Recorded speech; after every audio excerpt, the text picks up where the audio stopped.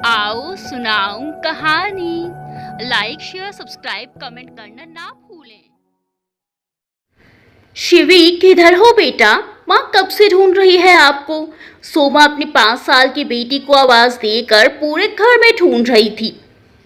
वो जब आवाज लगाती हुई कमरे में आई तो देखा शिवी डांस करने में लगी थी। वो भी कोई यूं ही नहीं, कथक। सोमा शिवी को कथक करते देखती ही रह गई। उसने जल्दी से शिवी को गोद में उठाया और घबराते हुए बोली, ये क्या कर रही हो आप? शिवी मासूमियत से बोली, डांस माँ, नृत्य। सोमा ने जल्दी से कहा, आज के बाद नहीं करोगी, समझी तुम? शिवी बोली, पर क्यों माँ? सोमा बोली, मनाही है यहाँ डांस को। अगर आपके पापा या दादू या किसी और को पता चला तो मार खाओगी और आपकी माँ भी बहुत कुछ सुन लेगी। ये कहते हुए सोमा ने टीवी बंद कर दिया और उसे अपने हिसाब से समझाने लगी। मगर नन्ही सी शिवी को तो बस डांस भाता था। सोमा के मना करने पर भी शिवी चोरी छुप के डांस करने लगी और स्कूल में भी बाकी बच्चों के साथ सीखने लगी थी। शिवी के पिता बहुत बड़े बिजनेसमैन थे, सो पैसे की कोई कमी नहीं थी। स्कूल में बिना कहे उसकी फीस आ जाती थी, इसीलिए उसे किसी भी प्रोग्राम में पार्टिसिपेट करने की छूट थी। आगे उसके पिता बहुत बड़ा डोनेशन जो देते थे और स्कूल के ट्रस्टी भी थे। लगभग 1 साल बाद शिवी जब 6 साल की हुई तो उसने स्कूल में कथक डांस में भाग लिया। उसके माता पिता भी आए स्कूल। शिवी ने बहुत अच्छा डांस किया, सबने खूब तारीफ की। मगर सोमा पूरा वक्त डरती रही और घर आने पर उसका डर सही साबित भी हो गया। नन्ही सी शिवी को पहली बार सबने खूब डांटा, उसका इनाम भी तोड़ दिया। कांच का था तो बिखर गया। सबने कहा कि उनके खानदान में कोई डांस नहीं करता और कथक तो बिल्कुल भी नहीं। उसे पूरी तरह मनाही हो गई। स्कूल में कह दिया गया कि उसे डांस से दूर रखा जाए, जिससे शिवी उदास रहने लगी। उसके घुंघरू फेंक दिए गए। जब ये सब होने से शिवी की हालत खराब होने लगी तो शिवी के पिता ने उसका मन रखने के लिए हामी भर दी और उसके शौक के लिए उसे नृत्य सिर्फ सीखने की इजाजत दे दी। धीरे धीरे वक्त बीतने लगा और शिवी बड़ी हो गई और आज शिवी 16 साल की कथक की एक होनहार कलाकार हो गई थी। मगर उसने इतने सालों में कोई भी स्टेज प्रोग्राम नहीं दिया था, इसीलिए उसका डांस मंचना बाकी था। एक दिन उसकी टीचर और गुरु ने उससे कहा, शिवी, शहर में एक बहुत बड़ा कथक का समारोह होने वाला है और मैं चाहती हूँ कि तुम भी उसमें भाग ले लो। इससे तुम्हारी आर्ट की कद्र होगी और तुमको अन्य गुरुओं से और सीखने को मिलेगा। शिवी ये सुनकर उदास हो गई। उसने साफ मना कर दिया और बता दिया कि उसे सीखने का अधिकार है मगर करने का नहीं। शिवी की टीचर ने उससे कहा कि वो घर में बात करे।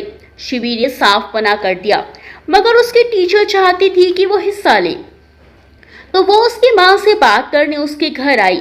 घर आई तो बहुत बड़ा परिवार मिला।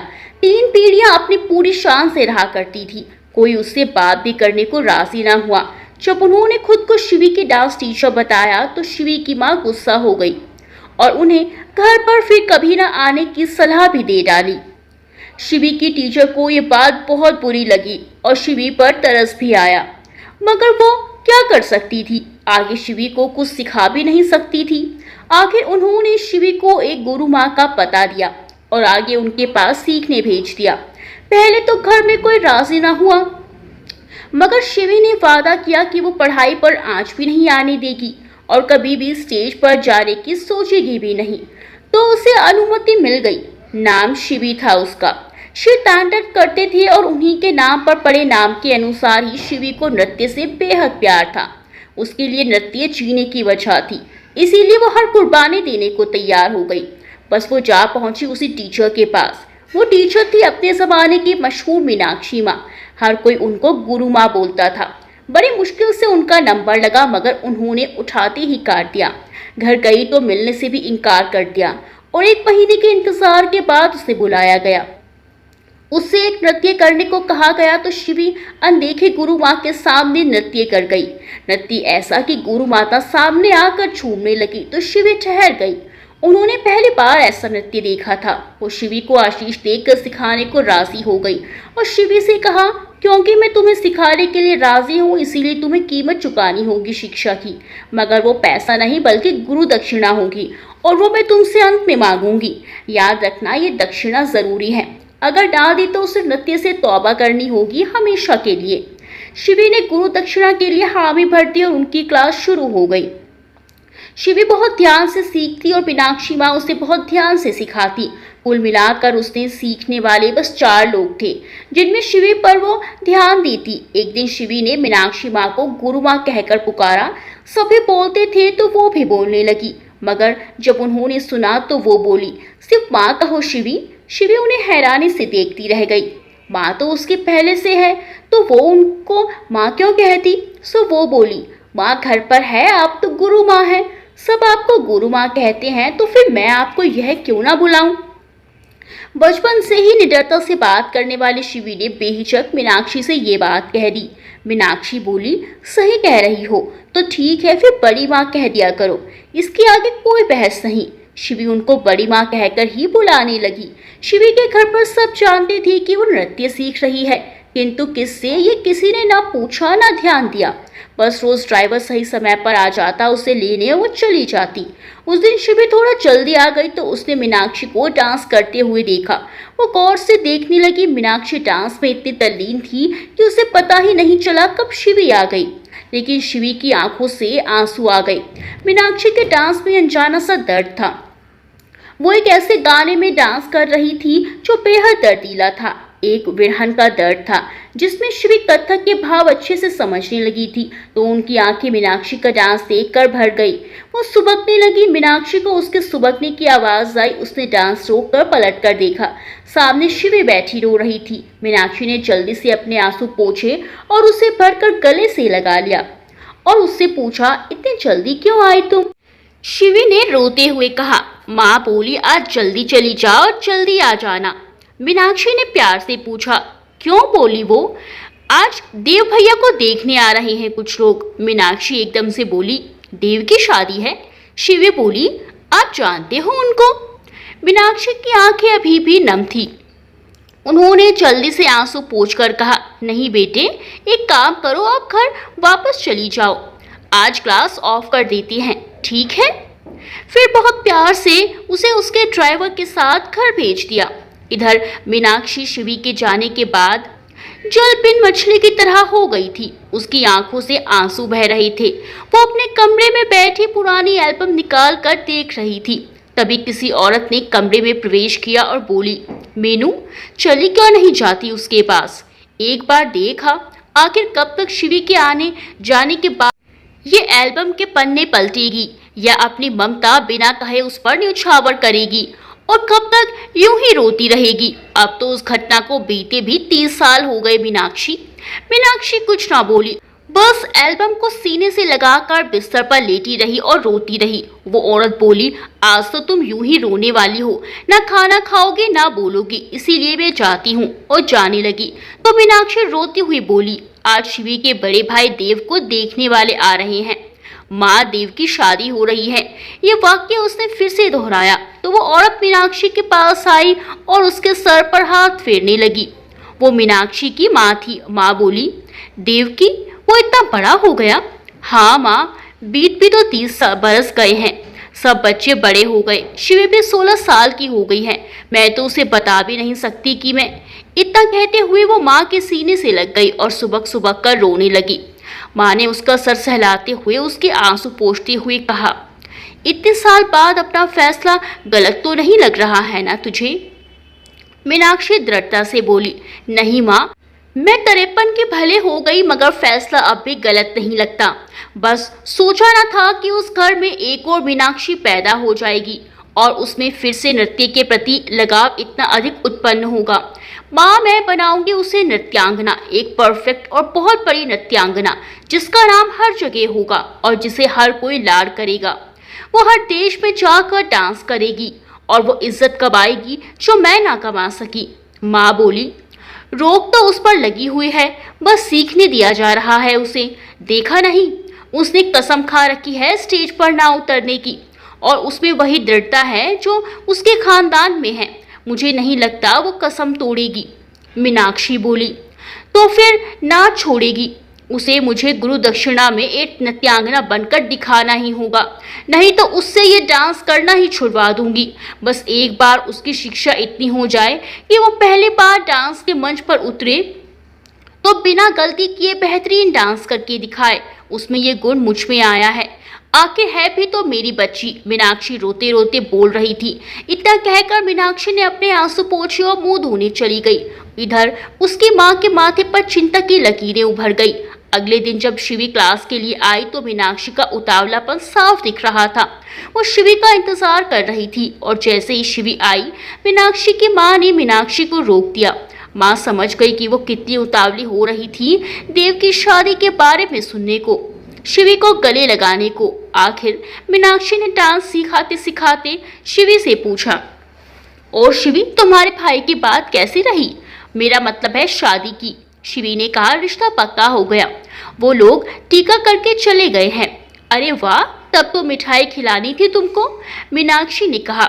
शिवी बोली, बिल्कुल, और बैग में से मिठाई का बॉक्स लेकर उसके सामने आ गई। मीनाक्षी को देते हुए बोली, ये लीजिए मैम, आपके लिए। मीनाक्षी की आंखों में आंसू छलक आए। उसने किसी तरह से शिवी से अपने आंसू छुपाए। एक दिन मीनाक्षी शिवी के घर गई थी, मगर कोई ना मिला था उसे। शिवी की माँ उसे जानती नहीं थी। तब तक मीनाक्षी की सच्चाई छुपी थी। शिवी डांस कर चली गई। अब तो रोज ही मीनाक्षी शिवी के उसके घर के लोगों के बारे में पूछा करती और शिवी बताती जाती। धीरे धीरे शिवी मीनाक्षी के प्यार और ममता की वजह से उसके करीब आती गई, और मीनाक्षी तो खैर थी ही उसकी।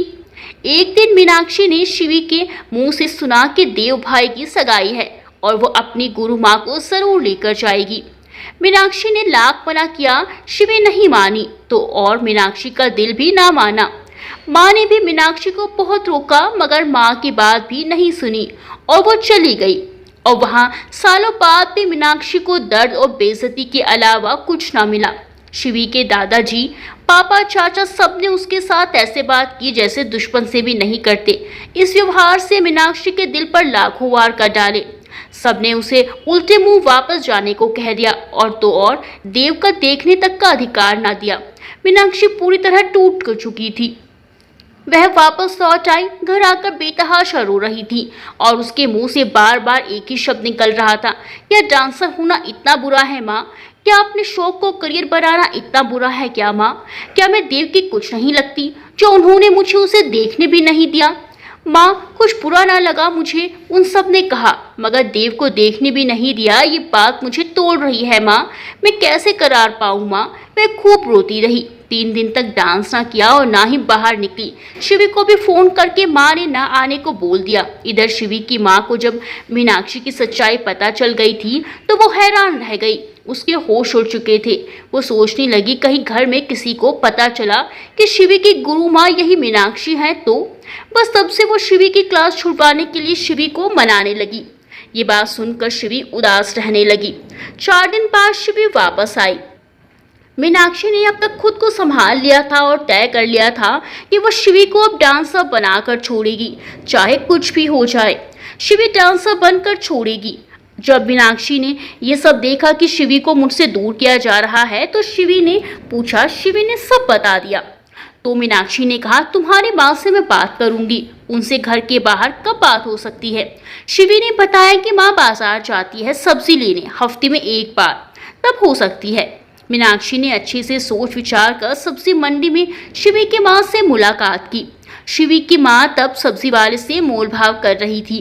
तभी किसी ने उसे उसके नाम से पुकारा, सोमा। शिवी की माँ सोमा ने देखा तो सामने मीनाक्षी खड़ी थी। वो जल्दी से सब्जी लेकर जाने लगी। तभी वो जल्दी से उसके पास आई और उसका हाथ पकड़कर बोली, सोमा प्लीज, मुझे तुमसे सिर्फ थोड़ी सी बात करनी है शिवी के बारे में। सोमा ने गुस्से से कहा, पर मुझे नहीं करनी, और शिवी तो उसे मैं जल्दी ही आपके साय से भी दूर कर दूंगी। देव तो खैर रहा है आपके साय से दूर। ऐसा मत करना सोमा, मैं मर जाऊंगी।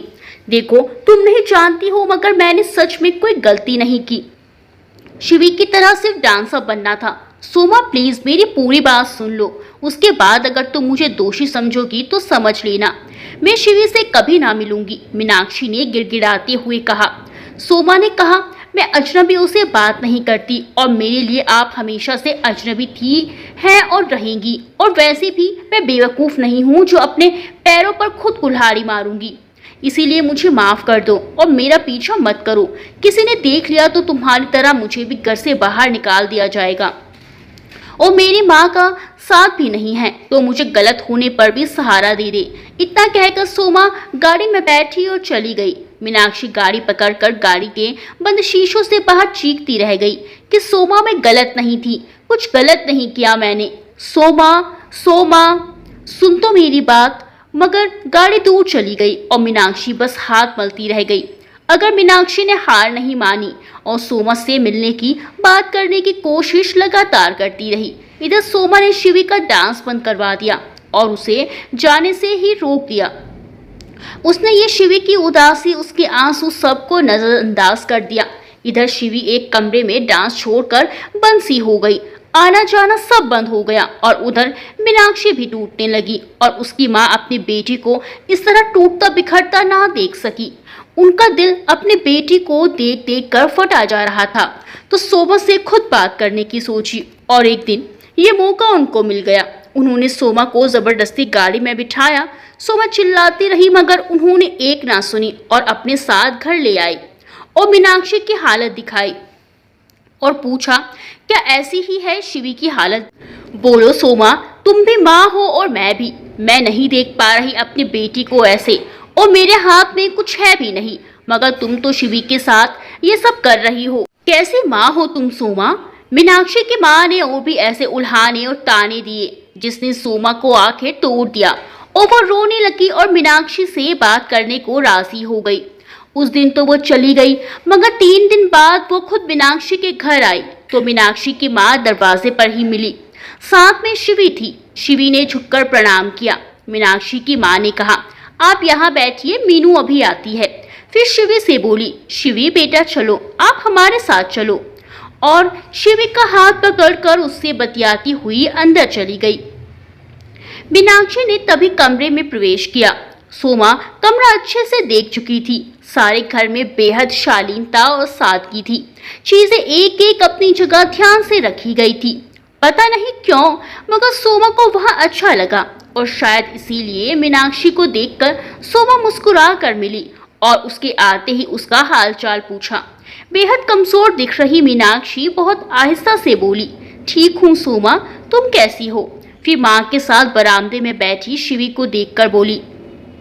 शिवी ने इन दिनों सही से खाया पिया नहीं, शायद इसीलिए कमजोर लग रही है भी तुम्हारे जैसी जिद्दी ही।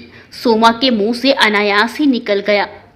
सोमा के मुंह से यह सुनकर मीनाक्षी बोली, ना, वो तुम्हारी तरह बहुत प्यारी है, बस नृत्य जो नहीं होना था मेरा वही गुण उसमें आ गया है और इसी ने उसे मेरी तरह बना दिया। सोमा बोली, क्या कहना है शिवी के बारे में तुमको? मीनाक्षी बोली, चाय पियोगी? सोमा बोली, फालतू बातों में वक्त ना जाए तो अच्छा है, वैसे भी मुझे जल्दी जाना है। मीनाक्षी बोली, ठीक है। सोमा, शिवी बहुत अच्छा डांस करती है, वो एक बहुत बड़ी नृत्यांगना बन सकती है और वो बनना भी चाहती है। देखो सोमा, उस घर ने सबके सपने तोड़े हैं, शिवी के सपने मत टूटने दो प्लीज। सोमा बोली, देखो उस घर ने क्या किया है क्या नहीं वो मैं नहीं जानती, बस इतना जानती हूँ कि शिवी डांसर नहीं बनेगी क्योंकि उसके घर में कोई नहीं चाहता। घर में कोई ये भी कहता है कि कोई अच्छे से सांस भी ले, नहीं तो कोई अपनी पत्नी को अपनी छोटी शान के लिए बेटी सहित घर से नहीं निकाल देता और ना ही उसके बच्चे को उससे यूं छीनता। उस घर में बेटियों के सपने होते ही कहाँ हैं और अगर सपना देख भी ले तो सांस लेने का अधिकार तक छीन लिया जाता है। और मैं जानती हूँ शिवी के साथ भी यही होगा, वो चढ़ा दी जाएगी ओछी सोच के चलते। मैं मीनाक्षी सुस्त स्वर में बोले जा रही थी और इतना कहकर मीनाक्षी ने अपने हाथ को जोर से दीवार पर दे मारा। सोमा अच्छे से जानती थी कि मीनाक्षी ने जो कहा वो सच है, मगर फिर भी वो जानती थी कि मीनाक्षी की तरह उसके साथ यही हुआ तो उसे कहीं कोई आसरा ना मिलेगा। मगर वो ये नहीं जानती थी कि शिवी में इतना टैलेंट है कि अगर शिवी कुछ बन गई तो सोमा को आसरा तलाश करने की जरूरत ही नहीं पड़ेगी। थोड़ी देर में कमरे में शांति रही, फिर मीनाक्षी बोली, सोमा, शिवी के लिए सोचो। शिवी मुझसे ज्यादा काबिल है। वो जो कर सकती है वो मैं भी नहीं कर पाई, मगर फिर भी आज इस फील्ड में गुरु कहलाती हूँ। मेरे लिए कोई नहीं था, फिर भी मैं सब सपने पूरे कर सकी। मगर शिवी तो बहुत ज्यादा काबिल है। वो तो सारी दुनिया में तहलका मचा सकती है और मैं हूं ना उसके पीछे। उसकी उस मुकाम पर ले जाऊंगी जहां उसके घर वालों को उस पर गर्व होगा। प्लीज सोमा, ये सब मैं खुद के लिए नहीं कह रही और ना ही देव के लिए। देव से मिलने से तो कोई नहीं रोक सकता मुझे। माँ हूँ उसकी, उसका मेरा रिश्ता कोई नहीं तोड़ पाया। उन लोगों को लगता होगा कि उन्होंने देव से मुझे दूर कर दिया, मगर गलतफहमी में है। वो मेरा बेटा है, मुझसे ज्यादा दिन दूर नहीं रह पाता, इसीलिए अक्सर आता है माँ से मिलने। मुझे अफसोस बस इस बात का है कि उसकी शादी में मैं नहीं शामिल हो सकी, और हो जाती अगर मैंने देव को रोका ना होता। ये कह रही वो चुप हो गई। सोमा एकदम चौंक कर बोली, ये सच है सोमा? मैं बचपन से ही देव के टच में हूँ। देव मुझसे मिलता है, यकीन नहीं आता तो देखो। इतना कहकर मीनाक्षी ने आवाज लगाई, देवू। और घर के अंदर से देव बाहर आया और साथ ही वो बोला, हाँ माँ, याद किया? सोमा देव को देखकर स्तब्ध रह गई। देव ने उसके पास आकर उसके पैरों को हाथ लगाया और बोला, माँ है मेरी, मैं नहीं रह सका उनके बिना, इसीलिए बचपन से ही माँ से मिलता हूँ। इन्होंने कहा मैं विरोध किसी का ना करूं, चुपचाप घर में रहूं, इसीलिए रह रहा हूं। वरना जिस घर में मेरी नानी और माँ को निकाला हो, मैं वहां एक पल ना रह सकूं। मगर ये मेरी माँ है ना जाने किस मिट्टी की बनी है। अब भी बोलती है मैं घर ना छोड़ूं, जबकि उन्होंने मेरी ही माँ को मेरी शादी में शामिल होने तो क्या, देखने भी नहीं दिया। बिना मेरी माँ के ही मेरी शादी की है, इसके लिए मैं बहुत नाराज हूँ उनसे। इतना कहकर देव तुरंत शिवी के पास चला गया। सोमा देखती ही रह गई। मीनाक्षी बोली, आज तो मैं सब बताती हूँ। वैसे भी उस घर की बहुओं को उस घर की बेटी के बारे में जितना भी जैसे भी बताया गया है वो सब सच नहीं है, जबकि सच्चाई एकदम भिन्न है। तुम्हारे ससुर और मेरे पिता जयशंकर का बड़ा नाम था और इसी नाम को चौगुना बड़ा कर दिया मेरी माँ का रिश्ता मेरे नाना जी ने करके वहाँ। मेरी माँ बचपन से ही हर काम में होशियार थी, खुले विचारों वाली, मगर मेरे पिता वही ओछी सोच वाले। औरत ये करे तो गलत, औरत वो करे तो गलत, डांस औरत का अधिकार होता है। परंतु मेरे पिता को लगता था कि ये काम सिर्फ वेश्याएं करती हैं। माँ तो जैसे तैसे उस घर में जीने लगी, हर पाबंदी झेलने लगी। लेकिन जब मैं हुई तो पिताजी को लगा बोझ आ गया उनके सर पर। गरीब के लिए एक लड़की बोझ नहीं होती, और इतने पैसे वाले के लिए लड़की बोझ, छी। माँ बर्दाश्त न कर पाई, घर छोड़ना चाहा, मगर नाना जी ने नहीं छोड़ने दिया।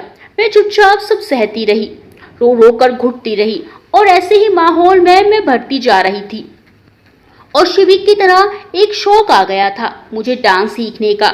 माँ ने तुम्हारी तरह मुझे डांस सिखाना शुरू कर दिया, और पहली बार जब मैं 15 साल की थी तो स्टेज पर गई, और उस दिन पिताजी ने मेरा सब कुछ बंद करवा दिया। मगर वक्त बीतने के साथ माँ ने मुझे मामा जी के घर भेज दिया।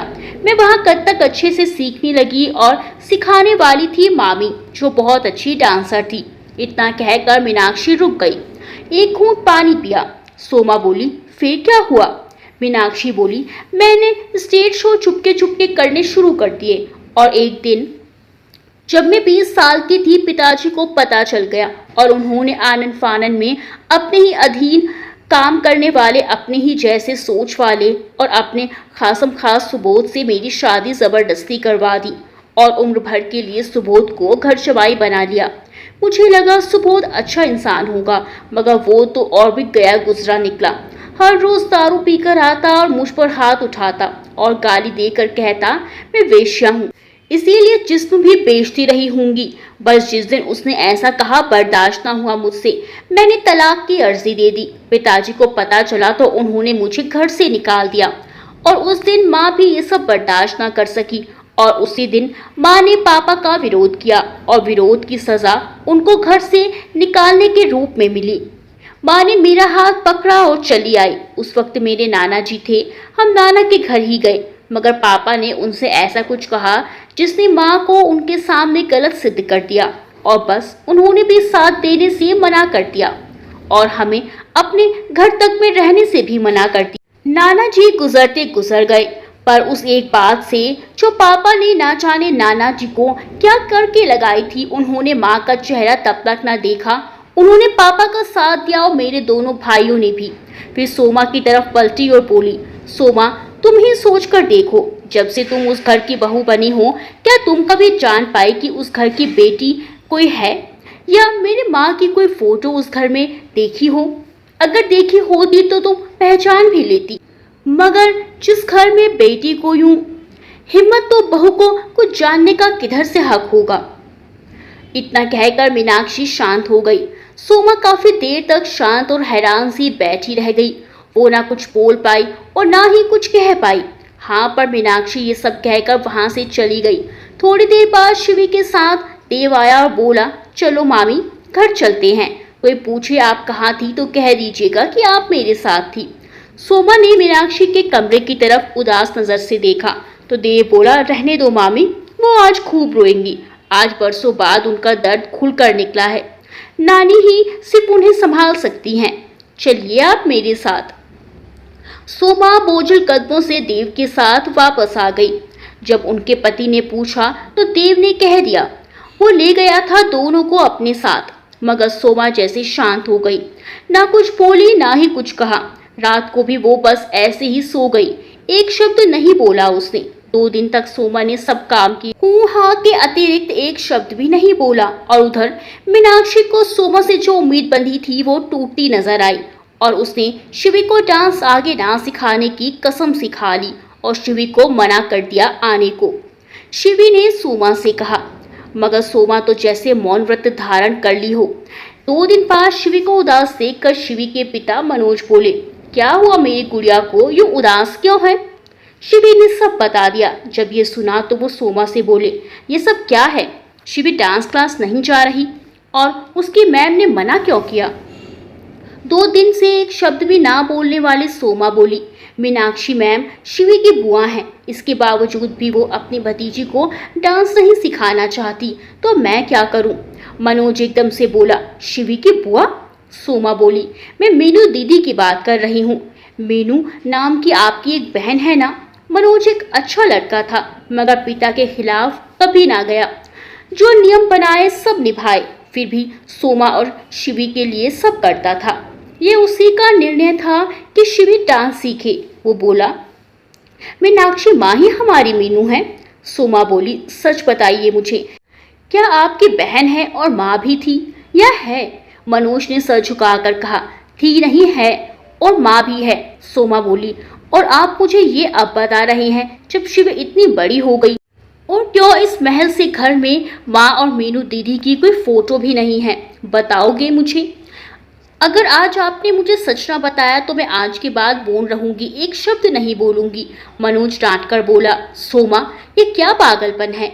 सोमा बोली, आप बता रहे हैं या नहीं? मनोज बोला, बैठो यहाँ।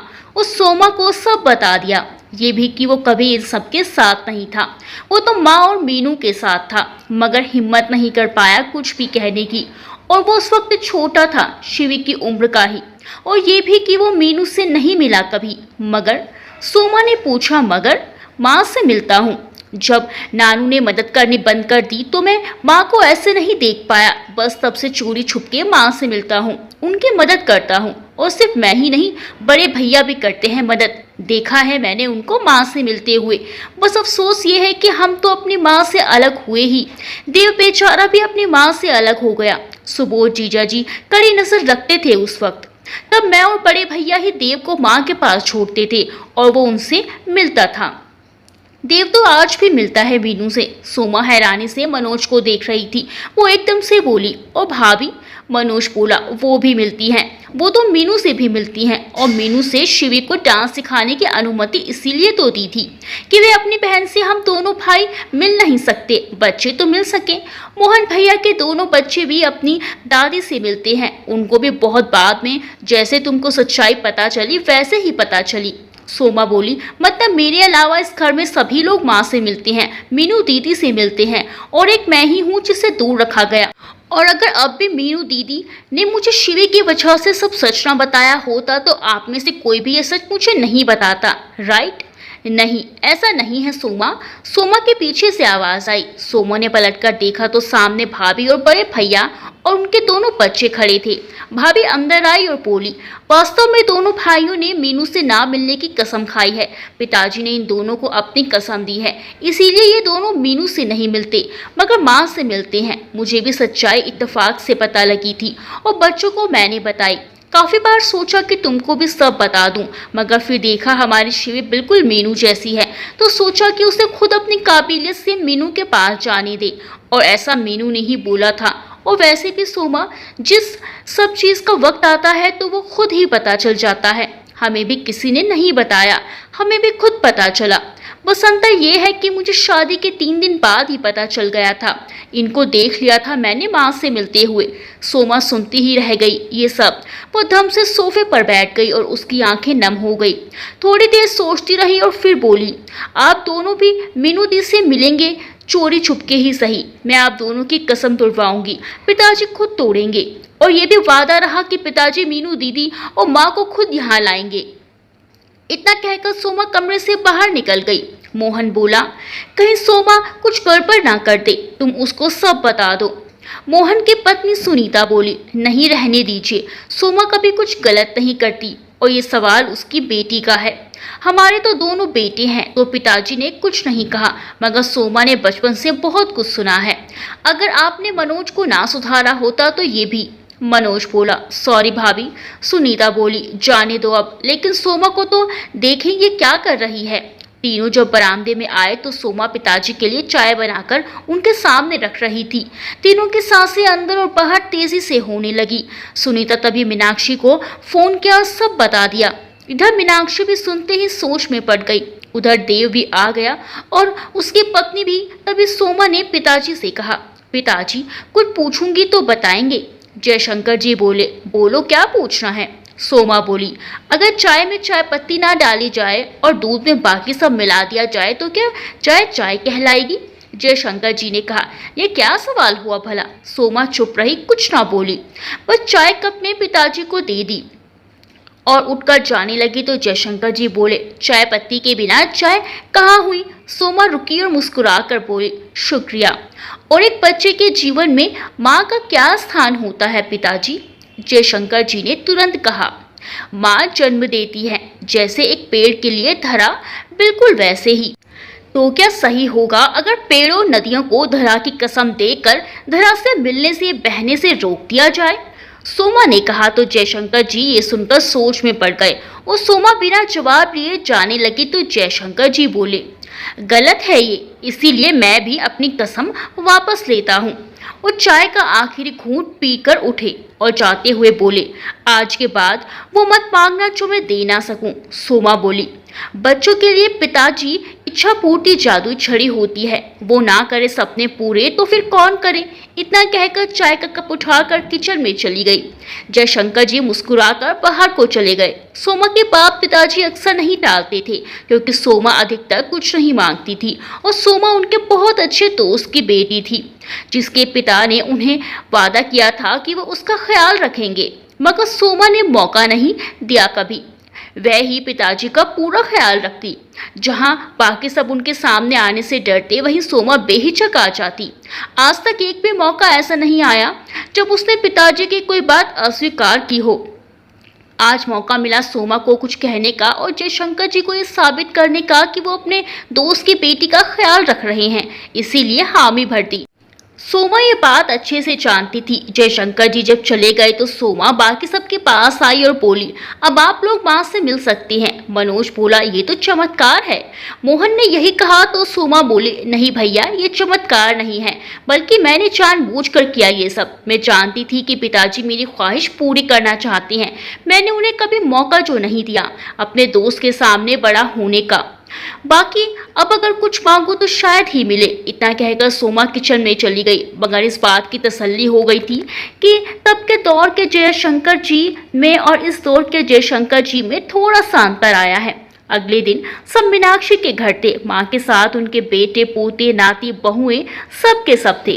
सब हंस बोल रहे थे, मस्ती कर रहे थे। माँ और मीनाक्षी ने तो जैसे स्वर्ग पा लिया हो। तब तो शिवी भी जानती थी कि मीनाक्षी उसकी अपनी बुआ है। इधर सबके सामने बाहर मस्ती कर रहे थे और मीनाक्षी और सोमा किचन में थे। मीनाक्षी ने ही बड़ी भाभी को भी भेज दिया। सब हंस खेल रहे थे। मीनाक्षी और सोमा सबके लिए हल्का नाश्ता बना रही थी।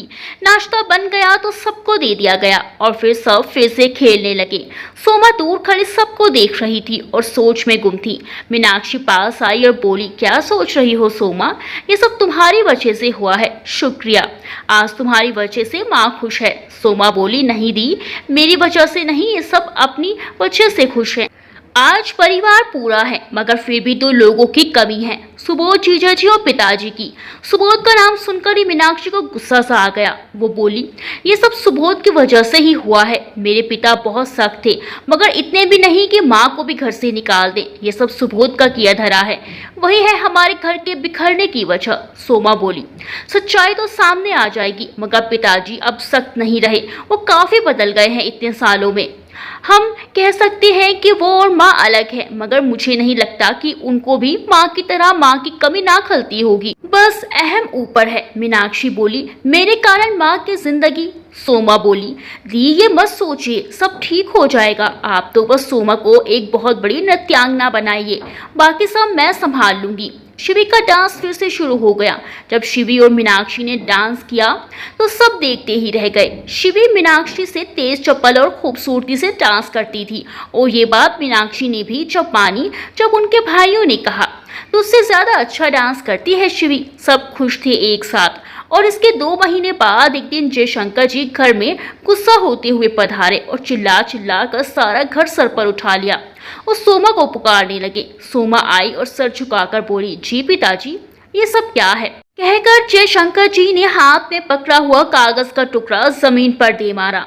सोमा ने जैसे ही देखा वो खुश होते हुए बोली, अरे पिताजी, ये तो शिवी का डांस प्रोग्राम है। आप जानते हैं इस प्रोग्राम को देखने मुख्यमंत्री सहित जानी मानी हस्तियां आ रही हैं। शिवी तो आपके डर से राजी ही नहीं हो रही थी, फिर सासू माँ और मैंने मनाया तब मानी। मैं तो आपको भी बताने वाली थी, मगर ये आपको किधर से मिला? जयशंकर जी के गुस्से को नजरअंदाज करते हुए सोमा ने उन्हीं से एक सवाल पूछ डाला। इधर जयशंकर जी सासू माँ सुनते ही हक्के बक्के रह गए। उनके पैरों तले जैसे जमीन नहीं रही और इसी में उनके मुंह से निकला, वंदिता, वो कहाँ मिली तुमको और तुम कब बताने वाली थी ये सब मुझे?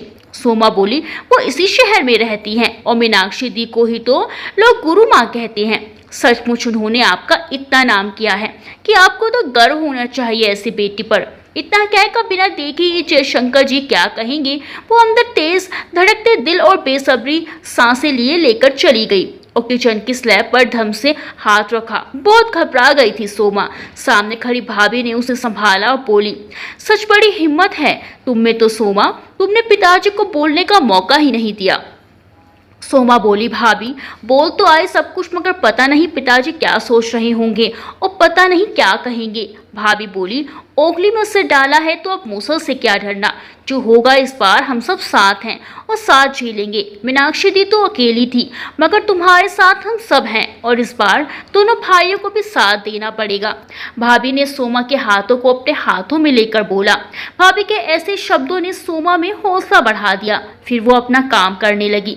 इधर जयशंकर जी के दिमाग में वंदिता यही है, इसी शहर में है, गूंजने लगा और इसी के कारण वो कुछ नहीं कह पाए। सबने शिवी के पहले स्टेज शो के लिए पिताजी की हामी समझ ली। 2 दिन तक जयशंकर जी ने वंदिता जी मतलब अपनी पत्नी का पता लगाया। पता मिल गया तो उन्हें दूर से देखते रहे। एक दिन मीनाक्षी के साथ उनकी माँ बाजार जा रही थी, तभी उनको लगा कोई है जो उनको देख रहा है। वो मीनाक्षी से बोली, मीनाक्षी, पता नहीं क्यों 2 दिन से ऐसा लग रहा है कि कोई मुझे देख रहा है, मेरा पीछा कर रहा है और मैं जहाँ जाती हूँ वो वहाँ होता है। मीनाक्षी बोली, माँ, ये सब भ्रम है आपका। मगर वंदिता जी जानती थी ये भ्रम नहीं है, ये कोई और नहीं बल्कि जय ही है। सुबह वो मंदिर गई और वहां उन्होंने पीछे से आकर जयशंकर जी को पुकारा।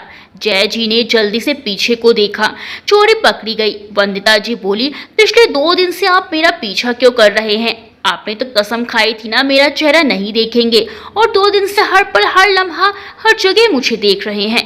क्यों? तुम ऐसा कैसे कह सकती हो कि मैं तुमको देख रहा था? जयशंकर जी ने आंखें चुराते हुए पूछा तो वंदिता जी बोली, इतना तो आपको जानती ही हूँ, आज भी पत्नी हूँ आपकी। पत्नी जो मुझे छोड़कर चली गई? जयशंकर जी ने गुस्से से कहा। आपके बेटी का साथ देने, सिर्फ आपके बेटी नहीं, आपकी दुलारी बेटी का साथ देने, और आज भी आप ही की पोती का साथ दे रही हूँ, वंदिता जी ने कहा। हाँ क्यों नहीं, डांसर बनने में, जयशंकर जी तरेड़ में कहा। वंदिता जी ने भी जवाब दिया, हाँ डांसर बनने में, अपनी दादी की तरह। आपको क्या लगता है आप मुझे कुछ नहीं बताएंगे तो मुझे पता नहीं चलेगा? चलिए आज एक बात से पर्दा उठाती हूँ और बरसों से एक झूठ में जो आप जी रहे हैं वो सच आपको बताती हूँ, और साथ ही आपके दादाजी को दिया एक वचन तोड़ती हूँ। ऐसा क्या जानती हो तुम, या फिर मुझे बहला रही हो?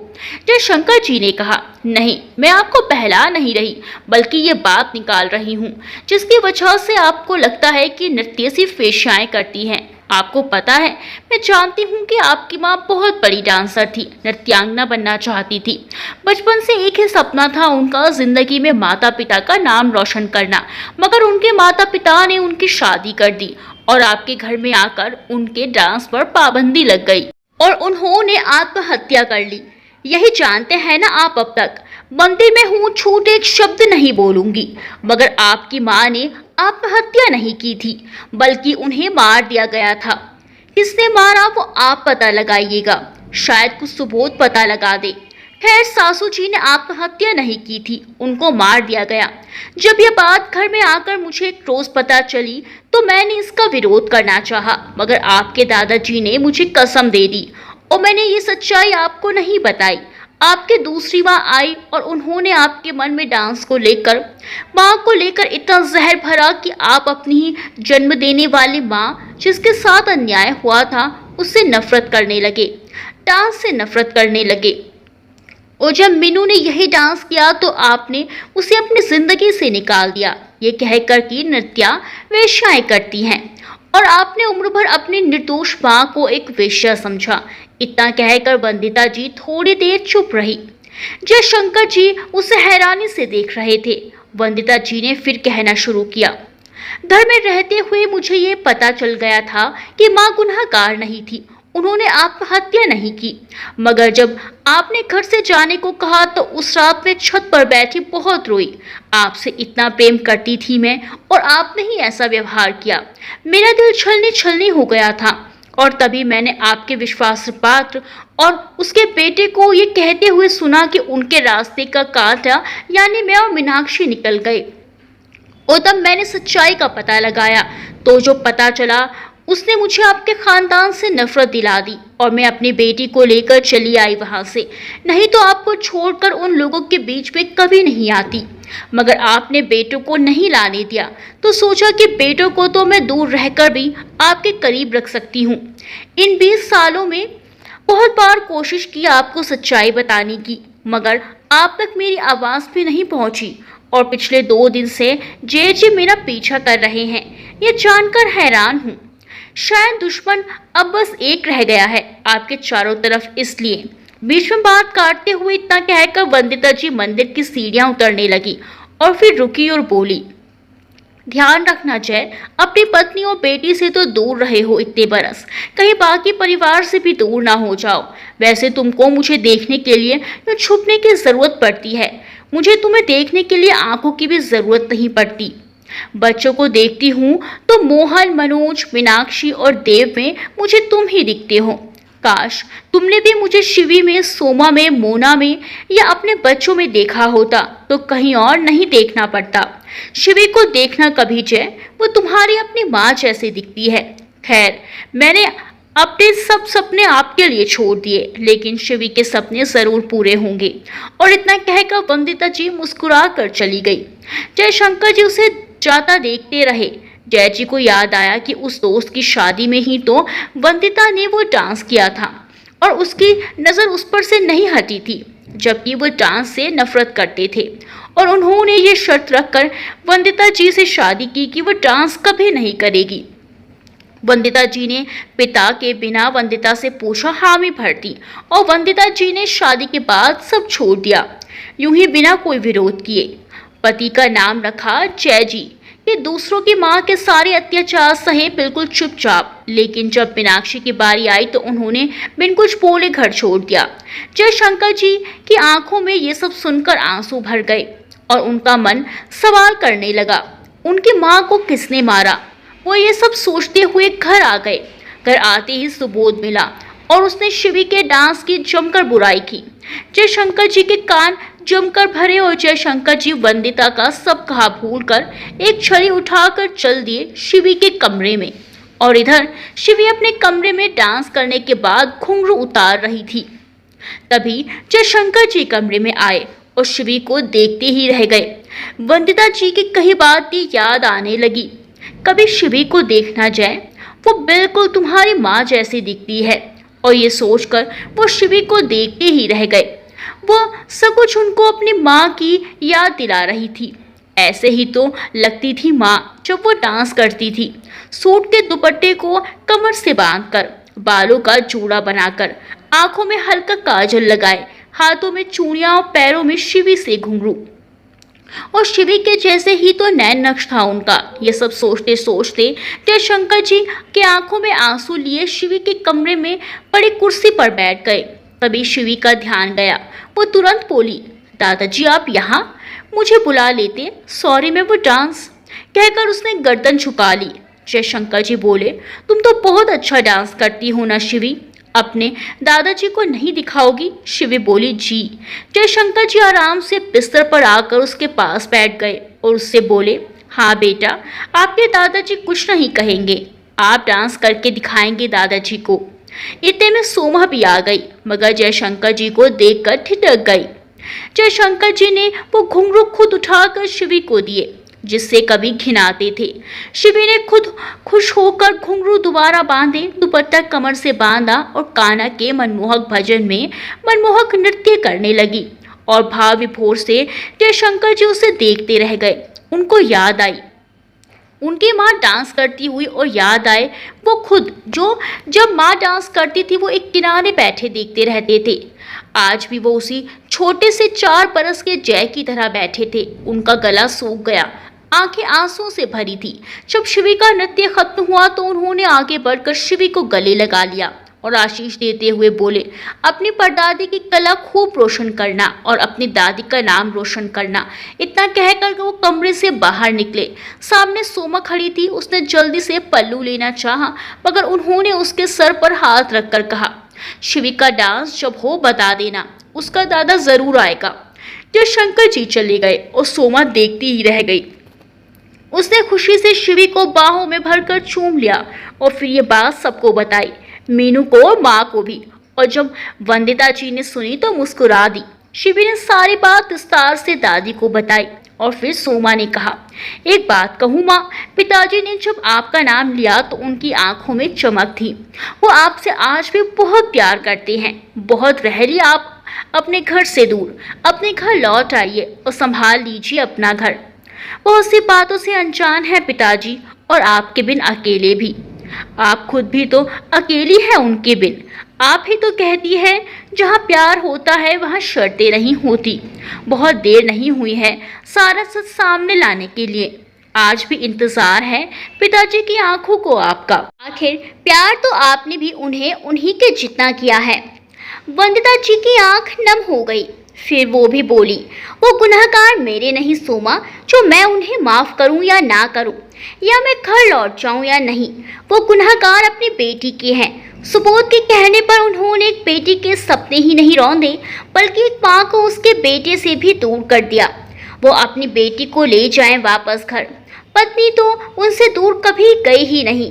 इतना कहकर वंदिता जी बाहर को चली गई। और इधर शिवी ने सब कुछ तय कर लिया था। वो बाहर आई तो सब खुश हो रहे थे। मीनाक्षी जी भी आज बहुत खुश थी। एक तरफ उसका सपना सच हो रहा था दूसरी तरफ उसके पिता का बदलाव और तीसरी तरफ इस गिल्ट से मुक्ति की माँ अपने घर से दूर उनके डांस के कारण हो गई। उसने जैसे ही शिवी को देखा वो बोली, मेरे डांस ने सब अलग किया था और तुम्हारा डांस सब जोड़ रहा है। यही अंतर है शायद तुम्हारे और मेरे डांस में। शिवी बोली, नहीं गुरु माँ, अपनों के बीच की गलतफहमियों ने सब किया और अब सब ठीक होगा। और हाँ, जब तक दादाजी मेरे प्रोग्राम में नहीं आएंगे मैं डांस नहीं करूंगी। सब प्यार से उसे समझाने लगे कि जयशंकर जी आएंगे और बहलाने लगे। मीनाक्षी ने कहा, ऐसा मौका किसी भी नृत्यांगना को एक ही बार मिलता है, वो भी किस्मत से, जो आज इतना पॉपुलर हो गया है कि देश के सबसे बड़े लोग इसे देखने को आ रहे हैं। और शिवी, तुम जानती हो ये तुम्हारा पहला स्टेज शो है और इतना बड़ा मौका गंवाना मत बेटा। शिवी बोली, डांस का मौका फिर मिल जाएगा बुआ, और ना मिला तो कोई बात नहीं, मगर परिवार एक बार मिलकर फिर नहीं मिलता। ये टूट गया है और मैं इसे जुड़ा हुआ देखना चाहती हूँ। आप सबके साथ दादाजी को दादी माँ के साथ खड़ा देखना, और यकीन मानिए ऐसा करने के लिए मुझे डांस छोड़ना पड़े तो छोड़ दूंगी। वंदिता जी उसके पास आई और बोली, नहीं बेटा, ऐसा नहीं होगा। तुम्हारी माँ और दादी माँ मिलकर दादाजी को ज़रूर लाएंगे आपका डांस दिखाने। बस आप प्रैक्टिस में कोई कसर मत छोड़ना। सोमा बोली, तुम नृत्य देखो शिवी, और बाकी सब हम देख लेंगे। जयशंकर जी की हामी मिलने के बाद शिवी अब झूम कर दादाजी के समक्ष भी डांस करती। एक दिन शिवी डांस कर रही थी, तभी सुबोध आ गया। उसने शिवी को डांस करते ही पकड़ा और बोला, खबरदार जो इस घर में कभी नृत्य किया तो। सुबोध मीनाक्षी और वंदिता के जाने के बाद घर का सर्व बन बैठा था। काम से लेकर घर सब जगह उसका हुक्म चलता। कोई उसका हुक्म मानने से इनकार करता तो शिकायत वो जय जी तक पहुंचा देता। मगर आज उसे इस तरह शिवी को छिड़कते हुए जयशंकर जी ने देख लिया और वो उस वक्त आग बबूला हो गए। उन्होंने सुबोध की खूब क्लास लगाई और अपने घर से उसे निकाल दिया। और इस तरह सुबोध जाते जाते जयशंकर जी को धमकी देकर गया।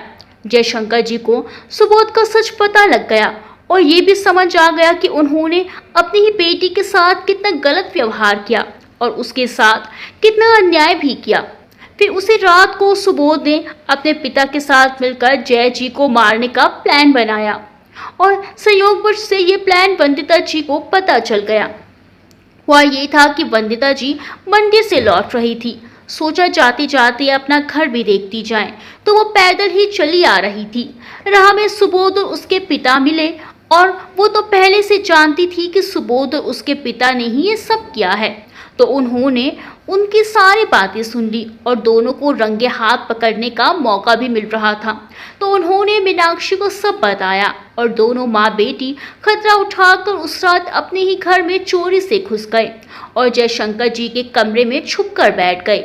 जब दोनों बाप बेटे आए और जैसे ही हमला किया, उन्होंने आप दिखा न था, बस दोनों पर डंडों की बारिश कर दी, शोर मचा दिया। मोहन, मनोज और बाकी सब आ गए। जयशंकर जी तो बच गए, मगर जाते जाते सुबोध ने मीनाक्षी के पेट में चाकू मार दिया। मीनाक्षी तड़प उठी। उसे देख जय जी और बाकी सबके होश उड़ गए। उसे अस्पताल में भर्ती कराया गया।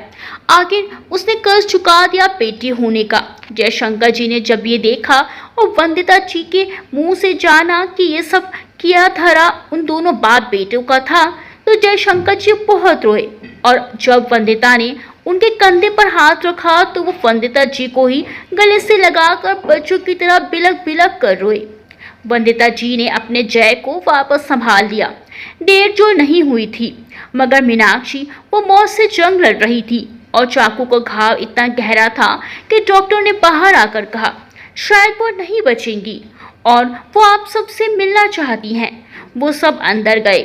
जयशंकर जी अपनी बेटी के लिए तड़प उठे। वे सबसे पीछे थे तो मीनाक्षी बोली, पापा अब तो मैं जा रही हूँ, बस कुछ सांसें शेष हैं। क्या अब भी नाराज हैं आप अपनी मीनू से? जैसे ही पापा शब्द के साथ ये सब सुना कठोर जयशंकर जी नारियल की तरह फट पड़े। वो दौड़ते हुए गए और मीनू को जोर से गले लगा लिया और बोले, नहीं जा सकती तू अपने पापा को छोड़कर, नहीं जा सकती मेरी बच्ची। अब तक मैंने तुझे सताया है, अब क्या उम्र भर को तू मुझे सताएगी? मीनाक्षी बोली। बदला तो पूरा करना होगा ना पापा, मगर मैं खुश होकर जा रही हूँ। आखिर आपकी बेटी ने आपका कर्ज उतार दिया और आपका नाम रोशन शिवी करेगी। मैं देखूंगी उधर से तेरा नृत्य शिवी। ये आखिरी शब्द कहकर मीनाक्षी बेहोश हो गई। उसे अपनी बाहों में यूं बेहोश होता हुआ देखकर जयशंकर से जोर से दहाड़े मारे। डॉक्टर आए और उन्होंने चेक किया तो मुस्कुरा कर बोले, बेहोश हो गई है, कमजोरी है, खून ज्यादा बह गया है, इसीलिए कुछ नहीं होगा। आपकी बेटी को घाव गहरा है मगर भर जाएगा। जय जी बोले, मगर आपने तो कहा था कि मीनाक्षी, और ये भी तो बोली कि डॉक्टर बोले, आपकी बेटी ने कहा था हमसे कि हम आपको ऐसा बोले, मगर क्यों? जयशंकर जी ने कहा और वंदिता की तरफ देखा। वंदिता जी ने ऐसे रिएक्ट किया कि उन्हें कुछ नहीं पता। फिर वंदिता जी ने ही इशारों में कहा, मेरी बेटी ठीक है, और भरी हुई आंखों से मुस्कुरा गई। वंदिता जी ने जयशंकर जी के कंधे पर हाथ रखा और बोली, आपने ही तो कहा था ना कि वो आपको छोड़कर कभी नहीं जा सकती, तो आप ही बोलो। बचपन से वो आपकी कोई बात नहीं टालती है। जयशंकर जी की जान में जान आई। बोले, सच कह रही हो, एक टाली थी तो उसकी इतनी बड़ी सजा दे दी मैंने उसे। ये कहकर वंदिता जी के हाथों से अपना चेहरा छुपा लिया। मगर अब तो सब ठीक है। शिवी के प्रोग्राम तक ये बिल्कुल ठीक हो जाएगी, तो खुश होना चाहिए आपको। तो वंदिता जी ने कहा तो ये सब सुनकर जयशंकर जी इतने खुश हुए कि उन्होंने सबके सामने वंदिता को जोर से गले लगा लिया और बोले, तुम औरतें सच में गृह लक्ष्मी होती हो। तुम्हारे आने से घर में खुशियां आती हैं, घर में बहारें आती हैं, और मैं इतने बरस गलत समझता रहा, और इसकी सजा इसने मुझे डरा कर दे दी। होश में आने दो इसे, तब बताता हूँ। वंदिता जी बोली, हे भगवान, शुरू हो गए बाप बेटी। मीनाक्षी अब बच्ची नहीं है, उसकी बहू भी है। भूल क्यों रहे हो? तो क्या हुआ, काम तो इसने ही किया है, और मेरे लिए तो मेरी छोटी गुड़िया ही है। वैसे भी अभी दादी नहीं बनी है वो। जय जी हंसते हुए बोले। उनकी बात सुनकर बाकी सब कमरे से बाहर आ गए, और जय जी तब तक मीनाक्षी के पास बैठे रहे जब तक के होश में ना आई वो। और अगली सुबह जब होश आया तो उन्होंने सीधा पूछा, क्यों किया तूने ये सब मेरे साथ? मीनाक्षी बोली, ना करती तो इतने प्यार से मिलते क्या मुझे मेरे पापा? जय जी ने बढ़कर उसका माथा चूम लिया। बोले, मेरी प्यारी बच्ची। और बाहर आ गए और तुरंत पुलिस को फोन किया और बोले, मेरी बेटी की जिंदगी मैंने खराब कर दी, उसके लिए तो उसने मुझे माफ कर दिया, मगर मेरी बेटी को जो घाव उसके पति ने दिए उसके लिए मैं उसे माफ नहीं करूंगा। और पुलिस कंप्लेन करा दी। सुबोध और उसके पिता को पुलिस ने हिरासत में ले लिया। 2 दिन में मीनाक्षी हल्की ठीक हुई, और इधर शिवी की डांस प्रैक्टिस चालू थी। अब तो जयशंकर जी को सामने बैठकर करवाते। वंदिता जी शादी के इतने सालों बाद जय जी की पत्नी बनकर अपने घर लौटी। गृह प्रवेश हुआ, पूरा परिवार फिर से एक हो गया। सब बहुत खुश थे और सोमा का भी धन्यवाद करने लगे। और अब सब इंतजार करने लगे शिवी के डांस प्रोग्राम का, जो 1 महीने बाद था। 1 महीने की कड़ी मेहनत के बाद आखिर वो दिन आ ही गया, और जय जी खुद मीनाक्षी को साथ ले गए। शिवी ने पहले स्टेज शो की प्रतियोगिता में फाइनल तक धमाल मचा दिया और बेस्ट नृत्यांगना का खिताब जीत गई। जब उसे इनाम दिया जाने लगा तो उसने मीनाक्षी के हाथों लेने को कहा। मीनाक्षी को उसके पापा लेकर आए। मीनाक्षी ने इनाम पापा के हाथों में थमा दिया। उनकी आंखें भर आई। उन्होंने अपनी पोती को बड़े गर्व से इनाम दिया। और तब जाना जयशंकर जी ने वेश्याओं और असली डांस और वो क्लासिकल नृत्य कथक के बारे में जो सालों पहले मीनाक्षी नहीं बन पाई थी, वो शिवी ने कर दिखाया। और आज वो सबसे बड़ी नृत्यांगना है, और जिस पर जय जी को भी बहुत बड़ा गर्व है। दोस्तों, कहानी के बारे में अपने विचार कमेंट्स में बताएं और वीडियो को लाइक करना बिल्कुल ना भूलें। मिलते हैं अगली वीडियो में अच्छी सी कहानी के साथ।